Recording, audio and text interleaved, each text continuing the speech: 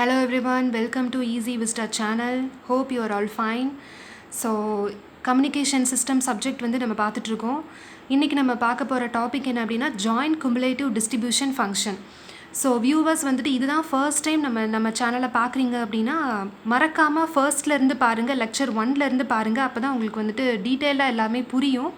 So திடீர்னு ஒரு topic நடுவுலேருந்து பார்த்தீங்கன்னா புரியாது. ஏன்னா ஒவ்வொரு டாப்பிக்கோட கண்டினியூஷன் தான் கரெக்டாக நம்ம வந்து பார்த்துட்டு போயிட்டுருக்கோம்.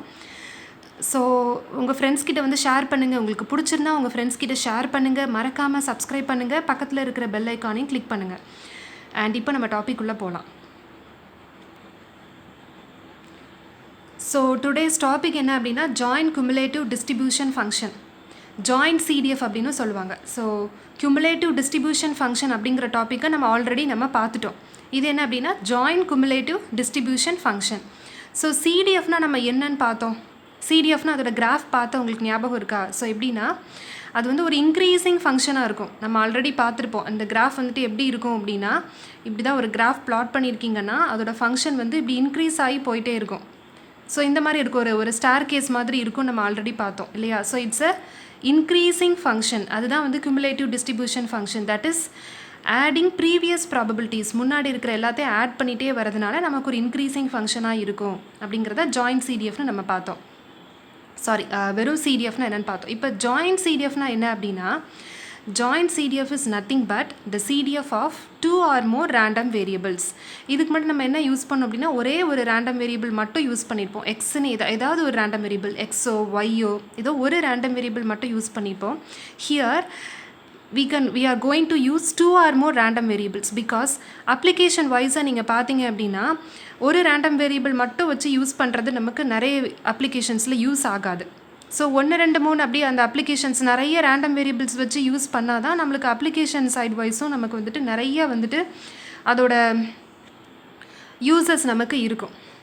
ஓகே, ஸோ இப்போது joint CDF of any two random variables x and y. இங்கே நம்ம எடுத்திருக்கிற random variable, ரெண்டு வேரியபிள் x எடுத்திருக்கோம், இன்னொன்று y எடுத்திருக்கோம். So can be defined as the probability that the random variable x is less than or equal to a specified value x and that the random variable y is less than or equal to a specified value y. So இதுக்கு முன்னாடி நம்ம எப்படி பார்த்துருந்தோம் அப்படின்னா, ஒரே ஒரு variable மட்டும் எடுத்திருப்போம் X, which is less than or equal to small x அப்படின்னு நம்ம பார்த்துருப்போம். ஸோ இந்த எக்ஸுங்கிறது என்ன நான் சொன்னேன், ரேண்டம் வேரியபிள். இந்த ஸ்மால் எக்ஸுங்கிறது நார்மல் வேரியபிள் அப்படின்னு நம்ம பார்த்துருப்போம். ஸோ இப்போ ரெண்டு வேரியபிள்ஸ் எடுக்கிறோம். ஸோ ரெண்டு எடுக்கும்போது இதோட ஃபார்முலா எப்படி மாறுது, F X of Y which is equal to P of X less than or equal to X, அதே மாதிரி capital Y less than or equal to Y. உங்களுக்கு ஞாபகம் இருக்குன்னு நினைக்கிறேன், நார்மல் சிடிஎஃப்ல ஃபார்முலா எப்படி இருக்கும் அப்படின்னா, f x of x which is equal to p of x less than or equal to x இப்படி பார்த்துருப்போம். ஸோ ஒரே ஒரு வேரியபிள் யூஸ் பண்ணால் இந்த மாதிரி இருக்கும். சப்போஸ் அப்ளிகேஷன் வைஸ் வந்துட்டு நம்ம இப்போ ரெண்டு வேரியபிள் யூஸ் பண்ணுறோம் அப்படின்னா நமக்கு ஃபார்முலாவும் ரெண்டு மாதிரி இருக்கும். ஓகேவாப்பா? Next properties. ஸோ ப்ராப்பர்ட்டிஸ் பார்த்தோம் அப்படின்னா அங்கே பார்த்த சேம் ப்ராப்பர்ட்டி தான். அங்கே என்ன பார்த்தோம், f x of x which is equal to which is greater than or equal to 0ன்னு பார்த்துருப்போம். ஸோ இங்கே வந்து ரெண்டு வேரியபிள் யூஸ் பண்ணுறோம், எக்ஸ் ஒய் அப்படின்னு ரெண்டு வேரியபிள் யூஸ் பண்ணுறோம். ஸோ அதே மாதிரி greater than or equal to 0. நான் ஆல்ரெடி சொல்லியிருக்கேன்ல உங்களுக்கு வந்துட்டு இது எப்படி இருக்கும், ஸ்டார் கேஸ் ஃபங்க்ஷனாக இருக்கும். ஸோ 0 இது 0ன்னு எடுத்துப்போம், 0 to 1 ப்ராபபிலிட்டினாலே 0 to 1 தான். ஸோ உங்களுக்கு வந்துட்டு வேல்யூஸ் எப்படி இருக்கும், கிரேட்டர் தேன் 0வாக தான் இருக்கும் அப்படின்னு ஆல்ரெடி நம்ம பார்த்தோம். செகண்ட் ப்ராப்பர்ட்டி என்ன, நான் டிக்ரீசிங் ஃபங்க்ஷன். ஆல்ரெடி சொல்லிட்டேன், it's an increasing function. So அப்போ கண்டிப்பாக இப்படி தான் இருக்கும், நான் டிக்ரீசிங், குறையாது. And third property always continuous இந்த XY பிளேன். இந்த ப்ராப்பர்ட்டிஸ் எல்லாம் நான் ஏன் சொல்கிறேன் அப்படின்னா, இதெல்லாம் வந்துட்டு கேட் எக்ஸாமில் 1 வேர்டில் கேட்கலாம். தட் இஸ் 1 மார்க் கொஸ்டினில் கேட்கலாம். கேட் எக்ஸாமில் டிஆர்பி அண்ட் டிஎன்இபியில் 1 மார்க்கில் கேட்கலாம். ஸோ அந்த ப்ராப்பர்ட்டிஸ் எல்லாம் மறக்காமல் படித்து வச்சுக்கோங்க. ஓகே, தென் நெக்ஸ்ட் டாபிக் என்ன அப்படின்னா, joint probability density function or joint பிடிஎஃப்னு சொல்லுவாங்க. ஸோ சிடிஎஃப் பார்த்த உடனே நெக்ஸ்ட் என்ன டாபிக் பார்த்தோம், பிடிஎஃப் பார்த்தோமா. ஸோ இங்கே வந்து ஜாயிண்ட் பிடிஎஃப்னு பார்க்க போகிறோம். ஓகே, ஸோ ஜாயிண்ட் பிடிஎஃப்னால அதே தான், is the PDF of 2 or more random variables. அங்கே ஒரு வேரியபிளை மட்டும் வச்சு பார்த்தோம், இங்கே ரெண்டு வேரியபிள்ஸ் வச்சு பார்க்க போகிறோம். ஸோ அதே தான் உங்களுக்கு வரும். So joint PDF of any two random variables X and Y can be defined as the partial derivative of joint CDF, that is with respect to dummy variables X and Y. So நார்மலாக பார்த்த பிடிஎஃப்பும் எப்படி தான் நம்ம பார்த்தோம், சிடிஎஃப்பை வந்து differentiate பண்ணுவோம் இல்லையா. CTF வந்து இன்க்ரீசிங் ஃபங்க்ஷனாக போயிட்டே இருக்கும். பிடிஎஃப்னா அதில் ஏதாவது ஒரு வேல்யூ தான் நமக்கு தேவைப்படும். ஸோ அது வந்து டிஃப்ரென்ஷியேட் பண்ணுவோம். பண்ணுவோம். அந்த சிடிஎஃப்பை டிஃப்ரென்ஷியேட் பண்ணினா நமக்கு கிடைக்கிறது பிடிஎஃப்.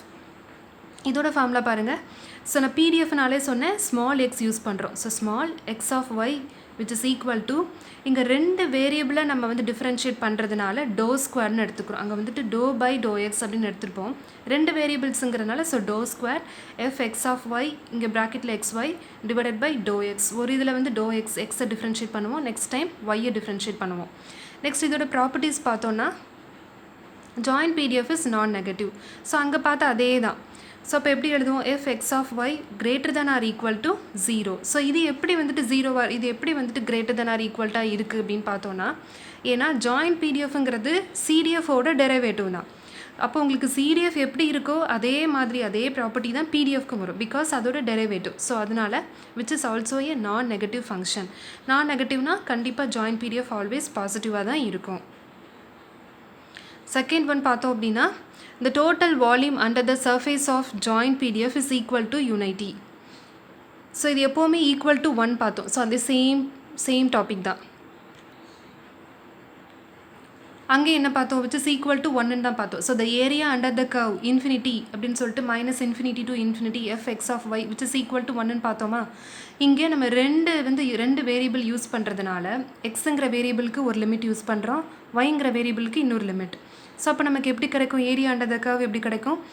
ஒரு வேரியபிளுக்கு மைனஸ் இன்ஃபினிட்டி டு இன்ஃபினிட்டி, அதே மாதிரி செகண்ட் வேரியபிளுக்கு minus infinity to infinity F X of y x comma y dx dy which is equal to 1. அடுத்தது பார்த்தோன்னா third property joint PDF is continuous everywhere as the joint CDF is continuous. இங்கே அதே மாதிரி continuous everywhere. என்ன reason பார்த்தோன்னா derivative of joint CDF. So சிடிஎஃப்பை நம்ம derive பண்ணுறதுனால சிடிஎஃப்க்கு என்னென்ன ப்ராப்பர்ட்டிஸ் எல்லாம் சாட்டிஸ்ஃபை ஆகுதோ அது எல்லா ப்ராப்பர்ட்டிஸும் ஜாயின்ட் பிடிஎஃப்க்கும் சாட்டிஸ்ஃபை ஆகும். நீங்கள் பார்க்க வேண்டிய ஒரே ஒரு இம்பார்ட்டன்ட் ஃபார்முலா என்ன அப்படின்னா இந்த ஒரு ஃபார்முலா தான், which is equal to 1. So அடுத்த இம்பார்ட்டண்ட்டான ஒன்று என்னென்னா, இவ்வளோ நேரம் என்ன பார்த்தோம்? Joint CDF and joint PDF. அடுத்த இம்பார்ட்டண்ட்டான ஒன்று, ஒரு முக்கியமான ஒரு ஃபார்முலா அப்படின்னு பார்த்தோன்னா for 2 statistically independent random variables. இதுவும் ஒன் வேர்டில் கேட்பாங்கப்பா. இண்டிபெண்ட் ரேண்டம் வேரியபிள்ஸாக இருந்தால் எக்ஸ் அண்ட் ஒய் எப்படி இருக்கும், அதோட பிடிஎஃப் எப்படி இருக்கும்? ஸோ இது அடிக்கடி கேட்குற ஒரு 1 மார்க் கொஷின்.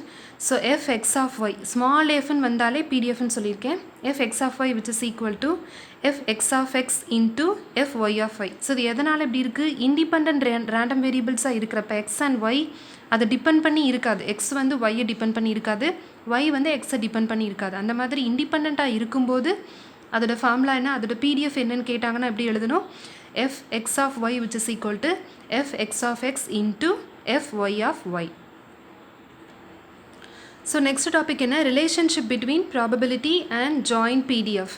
இப்போது ஒரு ஜாயின்ட் பிடிஎஃப்க்கும் ப்ராபபிலிட்டிக்கும் உள்ள ரிலேஷன்ஷிப் பற்றி பார்க்க போகிறோம். ஃபார் எக்ஸாம்பிள், இப்போ ப்ராபபிலிட்டி ஆஃப் எக்ஸோட வேல்யூ வந்து x1 அண்ட் x2க்கு நடுவில் இருக்கும்போது இதை நம்ம எப்படி எழுதலாம்? இதை நம்ம ஆக்சுவலி எப்படி எழுதுவோம்? இதோட லிமிட்ஸ் என்ன கொடுத்துருக்காங்க? எக்ஸோட லிமிட் என்ன? x1லேருந்து அப் டு x2 வரைக்கும் இருக்கும். ஸோ x1 அங்கே வந்து அப் to x2 f x of x into dx. Now the relation for 2 random variables x and y. இப்போ வந்து 2 random variables வச்சு எழுதும்போது இந்த லிமிட்ஸை வந்து நம்ம எப்படி எழுதலாம்? ஸோ p of xோட லிமிட்ஸ் எதுலேருந்து எது வரைக்கும் இருக்கும்? x1 and x2. அதே மாதிரி yயோட limits y1 and y2. So இதை நம்ம எழுதும்போது லிமிட்ஸ் வந்துட்டு first y1 and y2, next x1 x2. இந்த லிமிட்ஸை எப்படி எழுதுவோம் அப்படின்னா, இங்கே ஃபஸ்ட்டு என்ன வேல்யூ இருக்கோ அதோட லிமிட் தான் உள்ளே இருக்கும். ஃபஸ்ட்டு என்ன வேல்யூ எழுதியிருக்கோமோ, இங்கே dx எழுதியிருந்தோன்னா உள்ளே இருக்கிற லிமிட் வந்துட்டு எக்ஸை வச்சுருக்கோம். வெளியில் என்ன வேல்யூ எழுதியிருக்கோமோ, ஸோ இங்கே dy இருந்ததுன்னா வெளியில் இருந்ததுன்னா ஸோ அந்த லிமிட்டை தான் வெளியில் எழுதியிருப்போம். இதை நோட் பண்ணிக்கோங்க. ஸோ இதை மாற்றி எழுதிடக்கூடாது. நெக்ஸ்ட் என்னென்னா, relationship between probability for statistically independent random variable. Again அந்த இண்டிபெண்ட்டுங்கிற வேர்டு வருதா? ஸோ இண்டிபெண்ட் வரும்போது இந்த எக்ஸ் ஒய்யை டிபெண்ட் பண்ணி இருக்காது, இந்த ஒய் எக்ஸை டிபெண்ட் பண்ணி இருக்காது. ஸோ அப்படி இருக்கும்போது இதோட ஃபார்முலா நான் ஆல்ரெடி எப்படி சொன்னேன்? F X of Y which is equal to F X of X into F Y of Y for independent random variable. So அப்போ இந்த இண்டிபெண்ட் ரேண்டம் வேரியபிளுக்கு இந்த ப்ராபபிலிட்டி நம்ம எப்படி போடுவோம் அப்படின்னா அதே மாதிரி தான். ஸோ dx இங்கே உள்ள இருக்குது. ஸோ x1 x2 இங்கே லிமிட் வந்து y1 y2 f x of y into dx dy. So இதை நம்ம அடுத்தது எப்படி எழுதுவோம்? f x of y இந்த டேர்முக்கு பதிலாக நம்ம எதை சப்ஸ்டியூட் பண்ணுவோம்? இதை சப்ஸ்டியூட் பண்ணுவோம். தனித்தனியாக இருக்கிற டேர்மை சப்ஸ்டியூட் பண்ண போகிறோம். f x of y xy of x, y இந்த டேர்முக்கு பதிலாக இந்த டேர்மை சப்ஸ்டியூட் பண்ண போகிறோம். ஸோ அப்போது F X of X into F Y of Y into DX DY. நமக்கு இப்போ தனித்தனியாக கிடச்சிருச்சு. அப்போ இந்த ஈக்குவேஷன் அந்த இதை வந்து அப்படியே ஸ்ப்ளிட் பண்ணிடலாமா, லிமிட் அப்படியே ஸ்ப்ளிட் பண்ணிடலாமா? ஸ்ப்ளிட் பண்ணும்போது ஃபஸ்ட்டு என்ன சொல்லியிருக்கேன், வெளியில் என்ன இருக்காங்க, ஒய் இருக்காங்க. ஸோ ஒய்யை ஃபஸ்ட்டு ஸ்ப்ளிட் பண்ணும்போது up to y1 to limit y2 F Y of Y DY அதை ஸ்ப்ளிட் பண்ணிடுறோம் இன்ட்டு இங்கே limit x1 up to x2 F X of X into DX. இது வந்துட்டு எதுக்கு மட்டும்தான் சாட்டிஸ்ஃபை ஆகும், ஃபார் இண்டிபெண்ட் ரேண்டம் வேரியபிள்ஸாக இருந்தால் மட்டும்தான் நம்ம இப்படி ஸ்ப்ளிட் பண்ணி எழுத முடியும். இப்போது நெக்ஸ்ட்டு ஒரு ப்ராப்ளம் பார்க்கலாம். இந்த 2 ரேண்டம் வேரியபிள்ஸ் யூஸ் பண்ணுறோம்ல, ஸோ எக்ஸ் ஒய், இதை வச்சு ஒரு ப்ராப்ளம் பார்க்கலாம். இவ்வளோ நேரம் ஒரே ஒரு ரேண்டம் வேரியபிள் எக்ஸ் மட்டும் வச்சு ப்ராப்ளம் பார்த்துட்டு இருந்தோம். ஸோ இப்போ இந்த ஜாயின் பிடிஎஃப் வச்சு ஒரு ப்ராப்ளம் பார்க்கலாம். So f X of y x comma y which is equal to e power minus x plus y for எக்ஸோட value greater than or equal to 0. அதே மாதிரி ஒய்யோட வேல்யூவும் greater than or equal to 0ன்னு கொடுத்துட்டாங்க. நம்ம என்ன கண்டுபிடிக்க சொல்லியிருக்காங்க, determine P of X less than 1. ஸோ 1 விட கம்மியாக இருக்கிற வேல்யூவை கண்டுபிடிக்க சொல்லியிருக்காங்க. பட் 2 வேரியபிள்ஸ் இருக்குது, எக்ஸ் இருக்குது, ஒய் இருக்குது. பட் நமக்கு அவங்க கொடுத்துருக்கிறது எக்ஸை மட்டும்தான் கண்டுபிடிக்க சொல்லியிருக்காங்க. ஸோ இப்போ நம்ம ஃபார்முலாஸ் எழுதிக்கலாம். என்ன ஃபார்முலா எழுதிக்கலாம், F X of Y which is equal to F X of X into F Y of Y. So இப்படி ஸ்ப்ளிட் பண்ணிக்கலாமா? ஸோ ஸ்ப்ளிட் பண்ணும்போது இதையும் ஸ்ப்ளிட் பண்ணிக்கலாமா, எஃப் எக்ஸ் ஆஃப் எக்ஸ் இதையும் ஸ்ப்ளிட் பண்ணும்போது எப்படி வரும், e power minus X into e power minus Y. இப்படி ஸ்ப்ளிட் பண்ணியாச்சா? ஸ்ப்ளிட் பண்ணாதான் இப்போ நமக்கு என்ன கேட்டிருக்காங்க, எக்ஸோட வேல்யூ மட்டும் கேட்டிருக்காங்க. ஸோ இப்போ இந்த வேல்யூவை மட்டும் நம்ம எடுத்துக்கிட்டால் போதும். ஸோ இப்போ P of X less than 1 அப்படிங்கும்போது லெஸ் தேன் 1 இதோட லிமிட் எப்படி போடுவோம், ஸோ மேக்ஸிமம் அதோட வேல்யூவே வந்துட்டு 1 தான். ஸோ அப்போ என்ன எழுதுவோம், எக்ஸ் ஆல்ரெடி என்ன சொல்லியிருக்காங்க, greater than or equal to 0. So 0க்கு கீழே வேல்யூ இருக்காது. அப்போ எப்படி எழுதுவோம், 0லேருந்து 1 வரைக்கும். So limit 0 to 1 e power minus X into DX. So இதை இன்டகிரேட் பண்ணும்போது e power minus X, e power மைனஸில் என்ன இருக்கோ அந்த டேர்மை டிவைட் பண்ணிடுவோம். So by -1 0 to 1. So minus இந்த மைனஸை காமனாக வெளியே எடுத்துட்டோன்னா இ பவர் மைனஸ் எக்ஸ். இப்போ உள்ளே மல்டிப்ளை பண்ணுறோம். ஸோ அப் 1 இங்கே 0. ஸோ மல்டிப்ளை பண்ணும்போது e power -1 minus e power 0.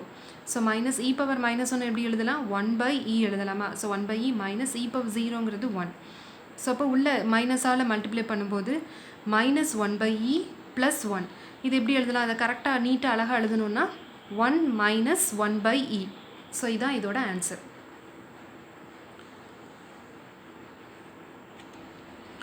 So இன்றைக்கி நம்ம பார்த்த டாபிக்ஸ் என்னதுலாம், joint CDF and joint PDF, அதுக்கு ரிலேட்டடாக ஒரு ப்ராப்ளம் பார்த்தோம். ஸோ நெக்ஸ்ட் கிளாஸில் உங்களை இன்னொரு ஃப்ரெஷ்ஷான டாபிக் கூட நான் மீட் பண்ணுறேன். So bye.